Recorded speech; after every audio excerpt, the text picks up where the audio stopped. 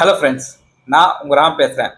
இங்கே ஹேமந்த் அந்த ப்ரோ வந்து அப்போதும் இப்போதும் எப்போதும் நான் திராவிடத்தால் உயர்ந்தேன்னு சொல்லிட்டு அவர் போட்டிருக்காரு. ஆமாம் ப்ரோ, நீங்கள் வந்து உயர்ந்திருப்பீங்க திராவிடத்தால். ஏதாவது ஏதாவது ஒரு உதவி ஏதாவது கிடைச்சிருக்கு உங்களுக்கு. ஆனால் எங்களுக்கெல்லாம் என்ன கிடைச்சிருக்கு சொல்லுங்கள்.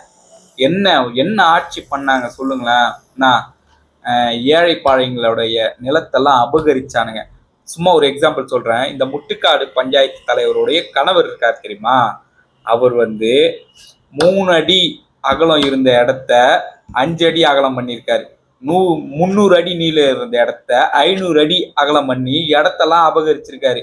நான் எங்க பார்த்தாலும் இது மாதிரி. அதுக்கடுத்து இந்த குறுநில மன்னர்கள் மாதிரி இந்த வட்ட செயலாளர், இந்த கவுன்சிலர் எல்லாம் நாங்க என்ன பண்ணோம்? நாங்க தானே உங்களை ஓட்டு போட்டு தேர்ந்தெடுத்தோம். நாங்க தானே ஜனநாயக மன்னர்கள், இந்த நாட்டோட மன்னர்கள். நாங்க தானே உங்களை ஆட்சி பொறுப்புல அமர வச்சோம்.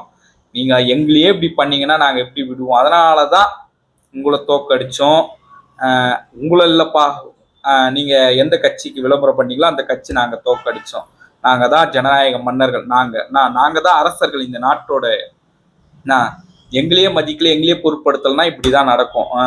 இதை நீங்க வந்து திருத்திக்கலன்னா, இதே தவிர வந்து வருங்காலங்களிலையும் பண்ணீங்கன்னா இது அப்படியே கண்டினியூ ஆகிட்டே போயிட்டு இருக்கும். அதை நீங்க உணர்ந்து செயல்படுங்க.